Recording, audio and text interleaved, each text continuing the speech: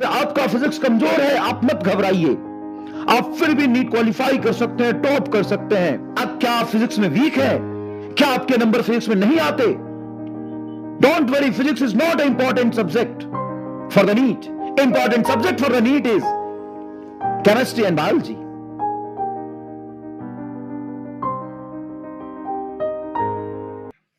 मैं आपको बताना चाहता हूं, जो नीट का पैटर्न है यह आपको समझना थोड़ा जरूरी होगा, और टेस्ट देना कितना जरूरी है ये दो बातें मैं आपको समझा दूं।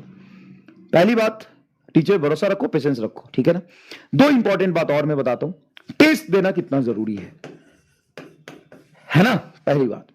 और दूसरी बात, नीट का पैटर्न बहुत तेजी से कैसे बदला है इन 3-4 साल में। तो अगर मैं बात करूं आपसे अप टू 2019 तक, अप टू 2019 तक, तो जितने भी एक्सपर्ट होते थे, स्ट्रैटेजी बताने वाले होते थे, टीचर्स होते थे, वो कहते थे आपका फिजिक्स कमजोर है, आप मत घबराइए, आप फिर भी नीट क्वालिफाई कर सकते हैं, टॉप कर सकते हैं। अब क्या आप फिजिक्स में वीक है? क्या आपके नंबर फिजिक्स में नहीं आते? Don't worry, physics is not an important subject for the NEET. Important subject for the NEET is chemistry and biology. बहुत एनर्जी से, बहुत चीख चीख के चिल्लाते थे, physics is not important subject, important subject is chemistry and biology. आप इस तीनों में से कोई दो को सुपर स्ट्रांग बना लो, like biology and chemistry.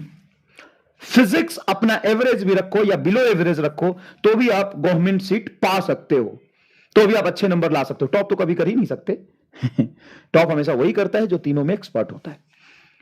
Equal efficiency के साथ तीनों करता है। हाँ, फिजिक्स में बायोलॉजी में और केमिस्ट्री में अगर 20-21 करता है तो इसमें 19 जरूर रहता है। ऐसा नहीं कि इसमें 20-21 स्केलिंग है और इसमें 10 कर रहा है, ऐसा नहीं, वो कभी टॉप नहीं कर सकता। और ये बात सच भी था अप टू 2019, ये बात सच भी था। ये आप बहुत अच्छे समझते हैं, बच्चे नहीं है। बायोलॉजी में अगर आप लेके आ रहे हो 320 ले आते हैं नंबर आराम से बच्चे। केमिस्ट्री में अगर लेके आ रहे हो 130, 140, और फिजिक्स में अगर 100 नंबर भी ला रहे हो, 100 नंबर, 180 में से 100 नंबर, ऑलमोस्ट 55-60% नंबर लेके आ रहे हो, तो 0 3 2 5 3 4 5 550, और 550 नंबर पे गवर्नमेंट सीट तो मिल ही जाता था अप टू 2018-19 तक। 550 में गवर्नमेंट सीट आपको मिल जाता था, गवर्नमेंट मेडिकल कॉलेज मिल जाता था। तो जिसका फिजिक्स कमजोर भी है, किसी तरीके से ऑन एन एवरेज 100 नंबर तक ले आता है ना। 100 नंबर लाने का मतलब है कि 45 सवाल में से आप बहुत अच्छे से 25 से 30 क्वेश्चंस अच्छे से कर लेते हैं, तो अब इस नंबर के आसपास पहुंच जाते हैं। और मैं आपको बताऊं कि 45 में से बेटा जब आप ढंग से देखेंगे तो 15 से 20 सवाल एकदम इजी होते थे, उसके बाद 15 सवाल एवरेज होते थे। कितने सवाल हो गए? 35 हो गए। 10 सवाल टफ होते थे, तो बच्चे को जरूरत नहीं पड़ती थी बहुत हाई लेवल की फिजिक्स पढ़ने की, है ना। एवरेज सिंगल लाइन कैलकुलेशन से काम चल जाता था, तो उसको लगता था कि पेपर बहुत इजी है, पेपर बहुत इजी है, अच्छे से काम हो जा रहा है। अब अगर हम बात करें नीट 2020 एंड 21 में, तो अगर आपका ये दो सब्जेक्ट एक्स्ट्रा स्ट्रांग है और ये एवरेज है तो आपका काम नहीं चलेगा। सर आप डरा रहे हो, नहीं, मैं आपको रास्ता ही बताऊंगा, आपको डरने की जरूरत नहीं है, काम नहीं चलेगा। अब सिर्फ बायोलॉजी और केमिस्ट्री से मेडिकल कॉलेज में गवर्नमेंट सीट नहीं पा सकते हैं। सर मैं 360 ले आऊंगा, अगर आपके अंदर कैपेबिलिटी है इसमें 360 लाने की, तो ये थोड़ा तो फिजिक्स जानते ही होगे ना फिर। और हम 720 टॉपर की बात नहीं कर रहे हैं, हम रैंक 1 रैंक 10 की बात नहीं कर रहे हैं, हम बात कर रहे हैं रैंक 1000 के लिए, रैंक 2000 के लिए, है ना, एवरेज बच्चों के लिए। उस एवरेज बच्चों का बायोलॉजी में टॉपर की बात नहीं करें, टॉपर तो 360 लाएगा, 350 लाएगा, आपको नहीं भी तो 340 मार्क्स लाने ही पड़ेंगे। पहले कितना लाता था बच्चा? 320, आपको 340 नंबर लाना ही पड़ेगा। आप अगर चाहते कि नहीं सर हम फिजिक्स में 100 को 150 कर देंगे, तो फिजिक्स में, मेरी बात सुनना अच्छे से, फिजिक्स में 100 से 150 तक जाना बहुत मुश्किल होता है, बहुत बहुत बहुत ज्यादा मुश्किल होता है बायोलॉजी में 320 से 340 तक जाने के कंपेयर में। आप जान लगा दोगे ना, लास्ट के 1.5-2 महीने में अगर बायोलॉजी को आप 60-70% टाइम दोगे, तो पहले से ही पढ़ते चलो, अरेंज करते चलो, तो तुम यहां तक पहुंच सकते हो। केमिस्ट्री में आपको 130 140 नंबर लाना पड़ेगा, 140 नंबर लाना ही पड़ेगा। कितना हो गया? 0 4 4 8 480 नंबर। सर अब फिजिक्स में मिनिमम आपको 130 नंबर लाना पड़ेगा। 0 1 610 नंबर। अब जब 610 615 620 तक आप जाएंगे, 610 एकदम मिनिमम मार्क्स जोड़ा है मैंने, मिनिमम। बायोलॉजी में 340, केमिस्ट्री में 140 150 है ना, केमिस्ट्री में 140 टू 150, फिजिक्स में 130 से 135, यही तक जा सकते हो आप। तो 15 नंबर और जोड़ लो, 15 नंबर जोड़ोगे तो 625, तब जाके आपको अच्छा गवर्नमेंट मेडिकल कॉलेज मिल जाएगा। 625 तक, 630 तक, 625 तक। तो ये गेम है। अब 132 नंबर 130 नंबर फिजिक्स में लाना बहुत इजी तो नहीं है, बहुत इजी तो नहीं है। हाँ, आप चाहते हो 180 में से 180 कैसे लाएं? रुक जाए थोड़ी देर, 180 में से 180 नंबर एक दो लोग ही आते हैं। हम मेजोरिटी में, आप मेहनत करिए, आप हमेशा हाई गोल के लिए काम करिए। हाई गोल का कहने का मतलब है, ये मैंने मिनिमम की बात की, इसी को अगर मैक्सिमाइज करेंगे तो बायोलॉजी को 340 से 350 मैक्सिमम लेके जाएंगे, ये 160 लेके जाएंगे, ये 145 लेके जाएंगे। यही कर सकते हैं आप मैक्सिमाइज। अगर आप एकदम ही एवरेज स्टूडेंट है तो, I am talking about the average student, 2000 2500 1000 rank जिसको लाना है उसके लिए बात कर रहा हूं। तो उसके लिए सब मैं बात कर रहा हूं 350 160 145 इतने नंबर आपको लाने ही पड़ेंगे, तब जाके आप 650 के पास पहुंचोगे। 20, तब जाके आप 650 के पास पहुंचोगे। तो कैसे लाएं सर? 145 नंबर फिजिक्स में लाना बहुत इजी तो नहीं है।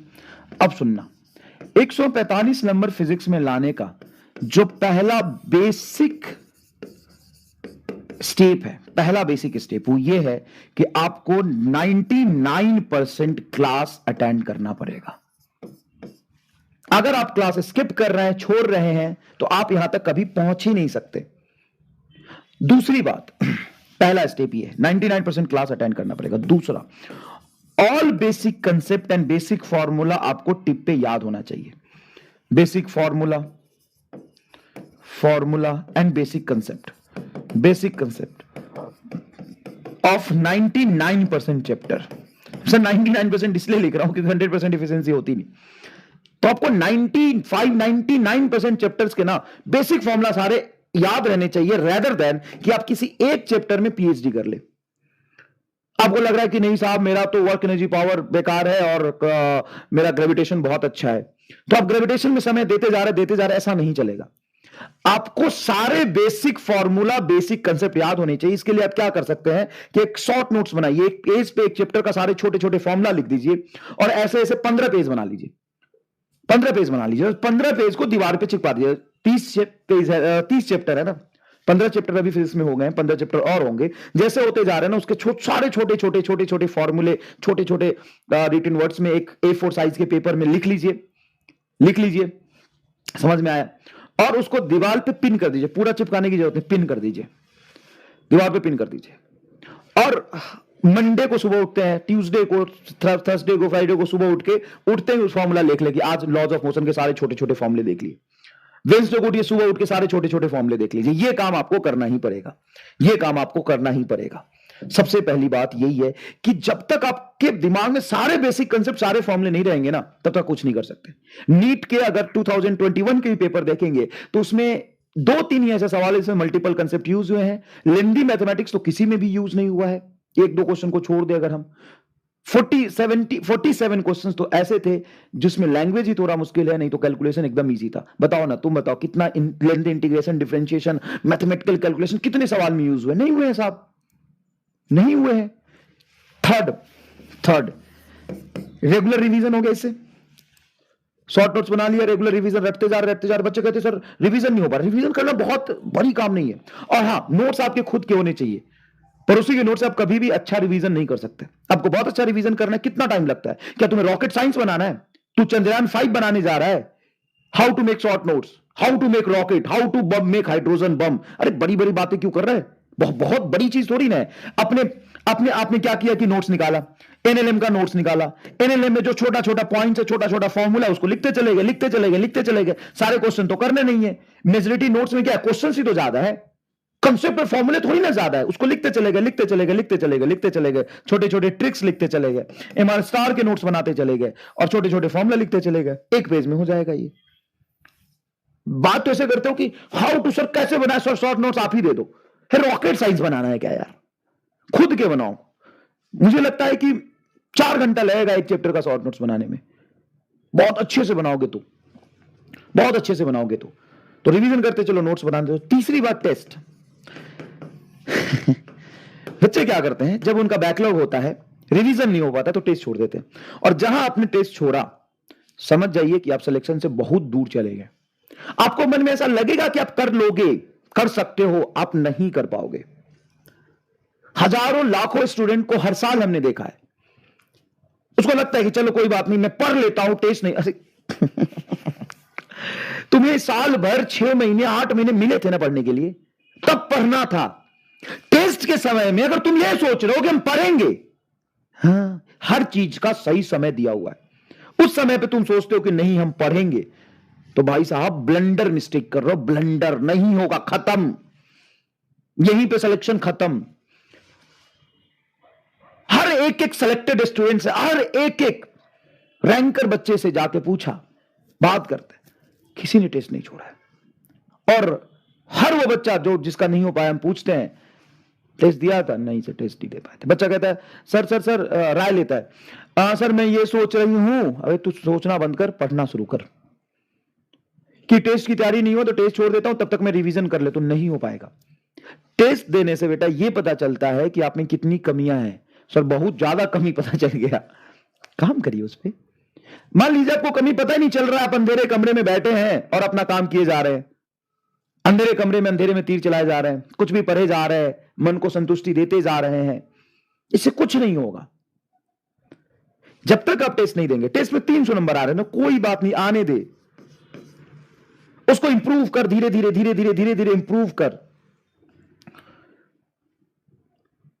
कोई इसलिए नहीं मरता है कि वो नदी में डूब गया, वो इसलिए मरता है कि नदी में डूबने के बाद उसको तैरना नहीं आता था। तो आपका सिलेक्शन इसलिए नहीं होता है कि 300 नंबर आ रहा है, आपका सिलेक्शन इसलिए नहीं होता है कि 300 नंबर आने के बाद आप टेस्ट देना छोड़ देते हैं। जो प्रॉब्लम है उससे आंख चुराते हैं, जो समस्या है उससे दूर भागते हैं, कंफर्ट जोन में जाना चाहते हैं, इसलिए सिलेक्शन नहीं होता है। सिलेक्शन बहुत आसानी से हो जाएगा, बहुत आसानी से सिलेक्शन आपका हो जाएगा अगर आप रेगुलरली टेस्ट देंगे, अपनी कमियों को पहचानेंगे। देखो तुम्हारे में तुम कितना खराब हो सकते हो, बताओ तुम्हारी कितनी कमियां हो सकती है। सर बहुत ज्यादा कमी है मेरे में, कोई बात नहीं, रोज एक कमी दूर करो ना। और कमी दूर तभी कर पाओगे जब तुम्हें पता चलेगा। और अल्टीमेटली तुम्हें नीट में जाके बैठ के सेल्फ स्टडी करके नहीं दिखाना है कि कौन 3 घंटे तक बढ़िया पढ़ सकता है, उसको सेलेक्ट करेंगे साहब। हाँ, कौन 3 घंटे में बढ़िया टेस्ट दे सकता है, उसका सिलेक्शन होगा। कौन 3 घंटे बढ़िया पेपर अटेम्प्ट कर सकता है, पेपर अटेम्प्ट करने के समय तुम तो बढ़िया पढ़ रहे हो, तुम्हें पता ही नहीं चला पेपर कैसे अटेम्प्ट करते, कितनी गलतियां होती है, उस गलती को सुधारते कैसे है। ये सारा वार्म अप मैच है। तुम चाहते हो सीधा वर्ल्ड कप खेलेंगे हम, अरे भाई साहब वार्म अप मैच खेलना पड़ेगा, छोटे छोटे सीरीज खेलने पड़ेंगे। चौथा, जो भी आपके टेस्ट में निगेटिव मार्क है, सेल्फ एनालिसिस करिए उसको। XYZ अलग अलग पर्सन की गलती करने के तरीके अलग अलग होते हैं, उसको धीरे धीरे ठीक करिए, उस पर काम करिए, समय निकालिए। सर समय तो नहीं, इतनी क्लासेस होती रहती है, फिर ये भी काम करना वो भी काम करना, तो आपको क्या लगता है अब क्या किया जाए इसके लिए? फिर छोड़ दिया जाए या इसको करना है? सर करना है तो फिर कैसे होगा, ये तो आप डिसाइड करेंगे। आप 5वीं क्लास के बच्चे हैं क्या? आप 10th क्लास के बच्चे हैं क्या? नहीं, तो फिर आप डिसाइड करेंगे ना। आपका टाइम टेबल, आपका बायोलॉजिकल साइकिल, आपकी वीकनेस, आपके सोचने का तरीका एकदम अलग है। अब बच्चे नहीं है।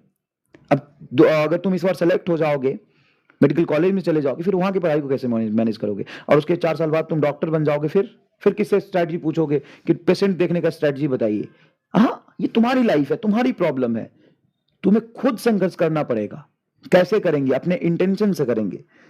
अपनी प्रायोरिटी से करेंगे, क्या हमारे लिए क्या इंपॉर्टेंट है, क्या इंपॉर्टेंट नहीं है, इससे करेंगे। टाइम नहीं मिल रहा तो निकालिए, देखिए 24 घंटे में कहां जा रहा सब। आखिर जो सेलेक्ट होगा, क्या उसको 30 घंटे मिल रहे हैं क्या दिन में? उसको भी 24 घंटे मिल रहे हैं और आपको भी इतने ही मिल रहे हैं, तो आपको उसी में निकालना पड़ेगा। आपको लगातार सेल्फ एनालिसिस करना पड़ेगा। बिना टेस्ट दिए आपको वीकनेस नहीं पता चलेगा, गलतियां नहीं पता चलेगा, तब तक आप सेल्फ एनालिसिस नहीं करेंगे।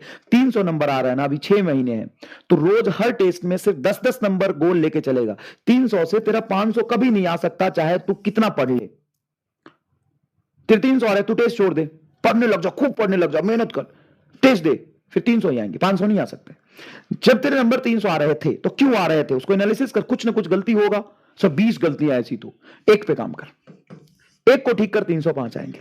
अगली बार एक और ठीक कर, 310 आएंगे। अगली बार एक और ठीक कर, 315 आएंगे। अगली बार एक और ठीक कर, 320 आएंगे। अगली बार एक और ठीक कर, एक और ठीक कर।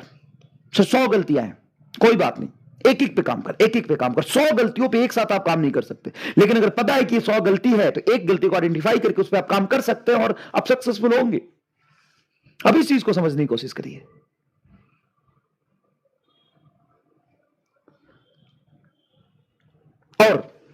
और टेस्ट देने से पहले जैसे मैंने बताया था कि बल्क में आप टेस्ट पेपर खरीद लीजिए, प्रैक्टिस करिए क्वेश्चंस।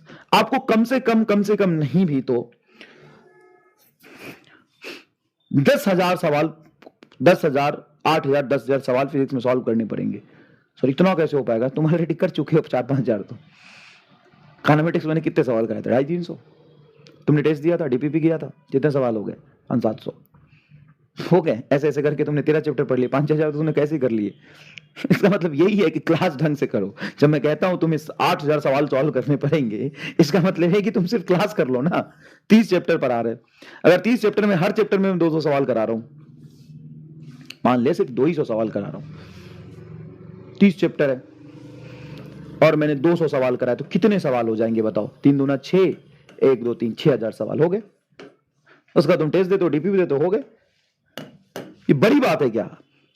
मैं तुम्हें कहता हूं 8,000 सवाल सॉल्व करना पड़ेगा, उसमें 6,000 तो मैंने करा दिए, और एवरेज सारे चैप्टर में मैंने 200 से प्लस ही सवाल कराए, तो 10,000 सवाल तो मैंने करा दिए। जब मैंने बोला 10,000 सवाल करने पड़ेंगे, तो तुम 200 सवाल करने पड़ेगा, अरे कुछ इसका मतलब यही कि तुम्हें मेरा क्लास नोट्स पढ़ना पड़ेगा। समझ इस बात को, तुम्हें 10,000 सवाल सॉल्व करने पड़ेंगे नीट में सेलेक्ट होने के लिए। 10,000 सवाल, तभी जाके तुम्हें नीट एग्जाम में देखे हुए सवाल मिलेंगे, वही कंसेप्ट पे सवाल मिलेंगे, रिपीटेड सवाल आ जाएंगे। इसके लिए तुम्हें 10,000 सवाल प्रैक्टिस करके जाना पड़ेगा। इस पूरे स्टेटमेंट का दूसरा मतलब है तुम्हें मेरा नोट्स पढ़ के जाना पड़ेगा। हर चैप्टर में 250-300 सवाल करें, 250-300 सवाल करें साहब हर चैप्टर में, और जैसे 30 चैप्टर है, हो गया काम। समझ में आया कि नहीं है? तो बेटा समझने की कोशिश करिए, टेस्ट मत छोड़िए। टेस्ट ना देने से ना आप एक इमेजिनरी दुनिया में चले जाते हैं, अपने अकॉर्डिंग आप सोचने लग जाते हैं। आपका कंपटीशन सिर्फ आपसे नहीं, दुनिया से भी है। आपका कंपटीशन सिर्फ आपसे ही नहीं है, दुनिया से भी है। आप रोज आगे बढ़ रहे हैं, रोज आप अच्छा करने की कोशिश कर रहे हैं, आप सेल्फ स्टडी में अच्छा कर रहे हैं, लेकिन आप किसी कंपटीशन की तैयारी करते हैं तो आपको उसके पैटर्न के अकॉर्डिंग आपको आगे बढ़ना पड़ता है। समझ में आया कि नहीं? चलिए, आपका 10 मिनट मैंने खराब किया, फटाफट आगे बढ़ते हैं।